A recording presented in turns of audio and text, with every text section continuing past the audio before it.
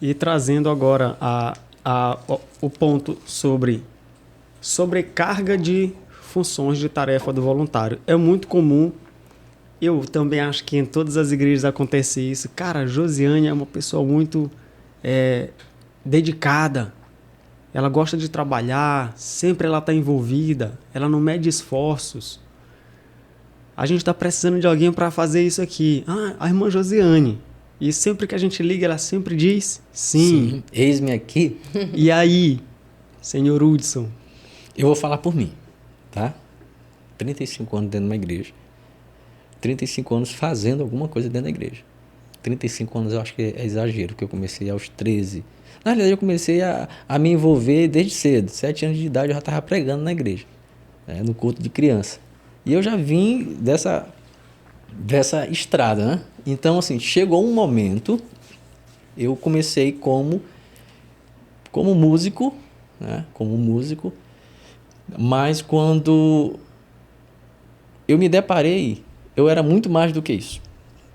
Aí, detalhe, tá? Isso vai de igreja para igreja. Quando eu falo igreja, de instituição para instituição. Porque nós temos hoje uma grande vertente de instituições, de bandeiras de igreja, de formas de administrar a igreja, né? Existe a da Assembleia, né, que é a normal, a Assembleia de Deus, missões que tem uma modalidade. A Batista tem outra, a Batista Nacional, a Convenção Batista. Nós temos a linha neopentecostal, né? E nós temos os independentes, né? As igrejas independentes. Então, assim, cada igreja ela busca uma forma de administrar e de buscar e de ter suas liturgias. Tá? O que pega nessa questão é a liturgia. Se eu tenho uma liturgia muito movimentada e eu tenho poucas pessoas que se dispõem, eu acabo sobrecarregando aquele que está disponível.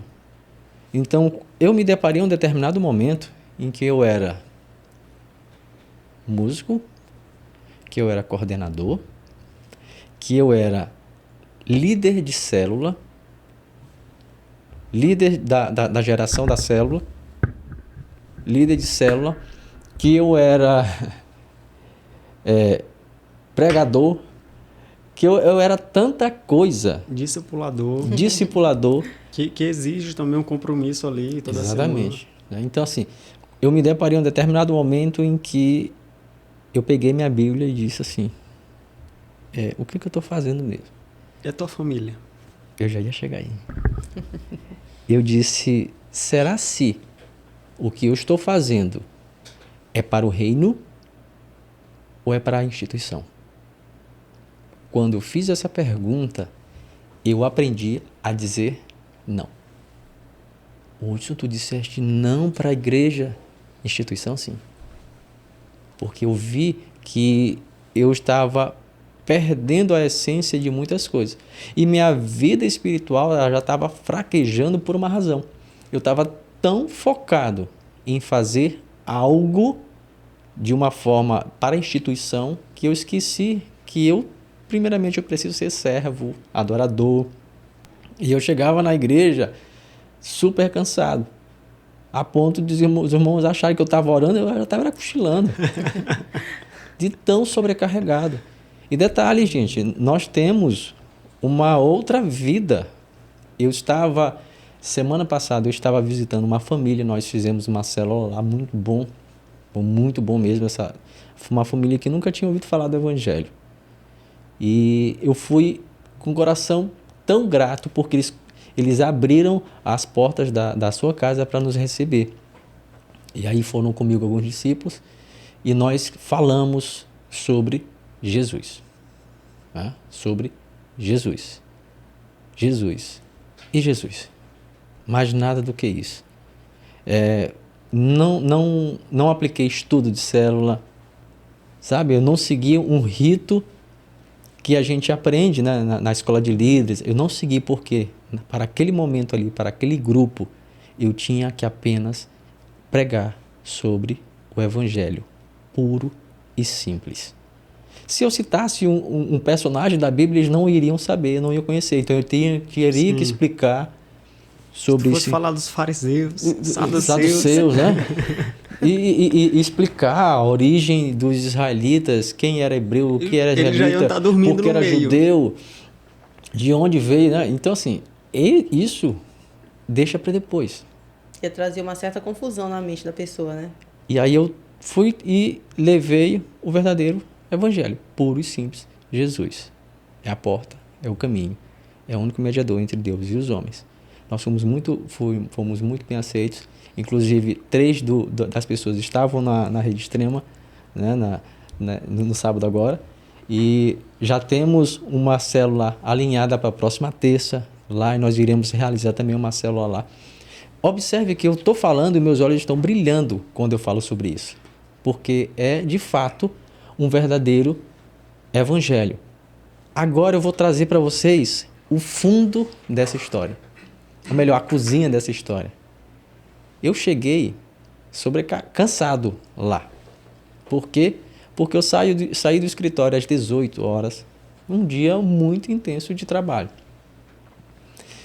E aí eu tenho um intervalo entre 60 minutos ou 1h30 para treinar, para que eu possa, é a ferramenta que eu utilizo para espairecer, para energizar. Né? Sim. E aí eu fui para a academia treinar. De lá eu não consegui, por causa do meu tempo, foi muito corrido e o horário que eles poderiam era diferente do meu cronograma, né?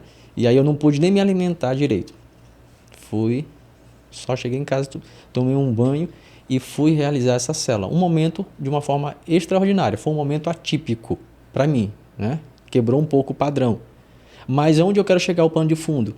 O Hudson, que estava lá pregando o evangelho, com brilho nos olhos, sabe assim, com o desejo, o coração ardente, ele veio desde manhã cedo.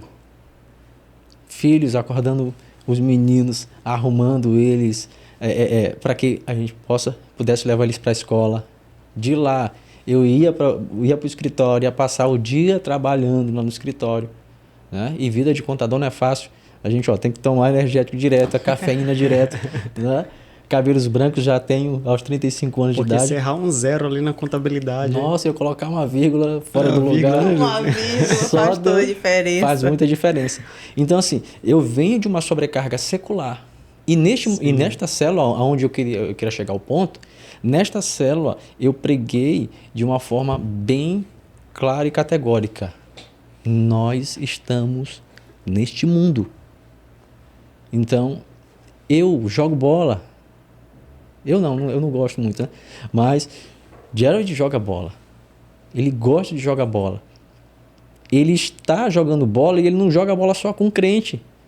Até porque, como os outros crerão se ele não pregar? Como é que a pessoa que nunca ouviu falar do evangelho vai ouvir se Gerald só quer se encontrar com um crente para jogar bola só com um crente? Como é que o Hudson... Não, eu vou procurar uma academia onde só tem crente. Se todos os crentes se isolassem numa ilha... Acabou a história. Aí o evangelho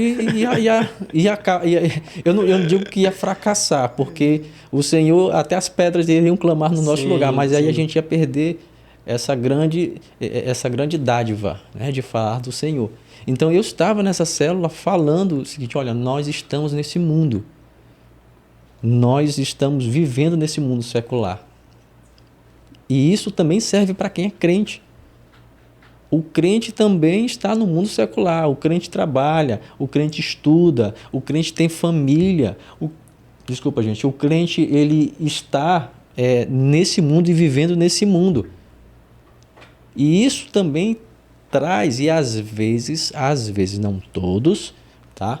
Mas às vezes o pastor que tem a sua vida totalmente dedicada ao ministério, e eu não vou dizer que ele tem um tempo livre, pelo contrário, gente, a vida de pastor é algo, né, muito intenso. Meu sogro é pastor e eu sei muito bem como é que é. E é uma vida muito intensa, só que é uma vida dedicada totalmente à igreja. O crente, no caso nós temos uma vida dedicada lá, mas também nós temos uma vida dedicada no cunho secular. Sim. E isso aconteceu comigo, na qual eu dei burnout. Eu disse, eu vou parar. E detalhe, a gente quando fala vai parar, a gente só pensa em parar na igreja, porque parar de trabalhar a gente não para. Exatamente. Então assim, a minha vida espiritual ela estava afetada. Por quê? Pelo grande número de atividades que eu tinha, que eu me via como voluntário e me sentia cobrado como se fosse um funcionário. Como se fosse obrigação mesmo. Tu tem que entregar. Isso, um nível de obrigação que se eu não trouxer aquele resultado, eu serei penalizado. E isso afetou meu psicológico. E o detalhe, em que espaço ficou a família? Em que espaço ficou a família? E aí eu lendo a Bíblia e lendo o apóstolo Paulo, e o apóstolo Paulo, ele disse, gente, eu sou solteiro. Se puder, Josi. Não. Fique solteira. Não, ela não quer. E já, se duvidar, aí o ungido já tá aqui. Amém, amém. Pronto. Foca. Foca. Depois a gente conversa sobre isso. Mas olha o que acontece. Você não quer ficar solteira? Agora atente-se para uma coisa. Isso o apóstolo Paulo, vou parafrasear. Tá? Acredito eu que todos conhecem esse texto. Né? Essa história que Paulo vem contando. Então ele diz o seguinte, se você tem uma família, a família ela precisa ser dada uma devida atenção. Porque eu costumo dizer e gosto de dizer isso, o nosso primeiro ministério é a nossa família. O apóstolo Paulo, você pode ler a carta lá de Tito, na parte de Timóteo, ele vem dizendo o seguinte, olha, aqui está a lista, tá, gente? Das prerrogativas para que venha ter presbítero, diácono, as pessoas que irão servir na igreja. E uma delas lá é ser um bom chefe de família.